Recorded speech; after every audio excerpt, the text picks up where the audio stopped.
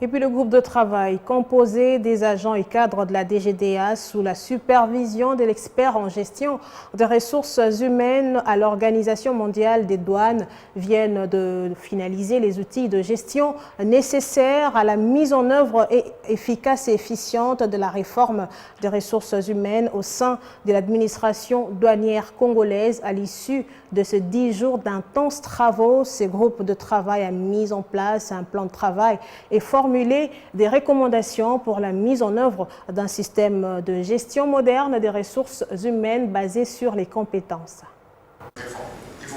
Désormais, seule la compétence va primer sur le recrutement à la Direction générale de douane et accises. Au bout de 10 jours d'intenses travaux, le groupe de travail composé des agents et cadres de la DGDA, sous la supervision de l'expert en gestion des ressources humaines de l'Organisation mondiale de douane, viennent de finaliser les outils de gestion nécessaires pour la mise en œuvre efficace et efficiente de cette réforme au sein de l'administration douanière congolaise. À l'issue de ces travaux, ces experts ont adopté un plan de travail et formulé des recommandations qui vont sans nul doute baliser le chemin vers la mise en œuvre par la DGDA d'un système de gestion moderne des ressources humaines basé sur les compétences. Je tiens à vous rassurer de l'engagement de la Direction générale des douanes et accises à veiller à l'exécution du plan de travail qui lui sera soumis. Sous l'impulsion du ministère des Finances, ici représenté par le conseiller fiscal, mon administration ne ménagera aucun effort pour que la RDC, résolument inscrite dans la voie de la mise en place d'un système moderne de gestion des ressources humaines basé sur les compétences au sein de ses services, puisse inexorablement relever ce défi.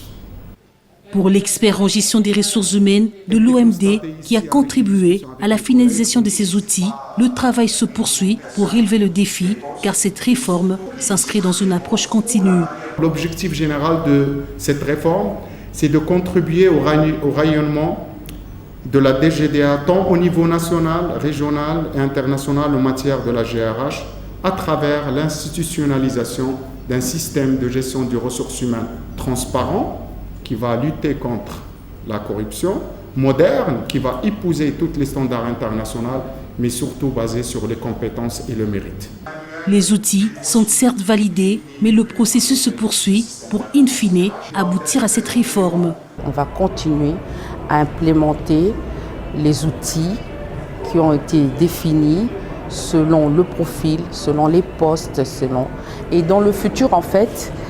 la réalité, c'est que nous n'aurons plus à la douane ce problème d'engagement intempestif, de demande de recours en grade, par exemple, du fait d'être resté 10 ans, 5 ans. Des critères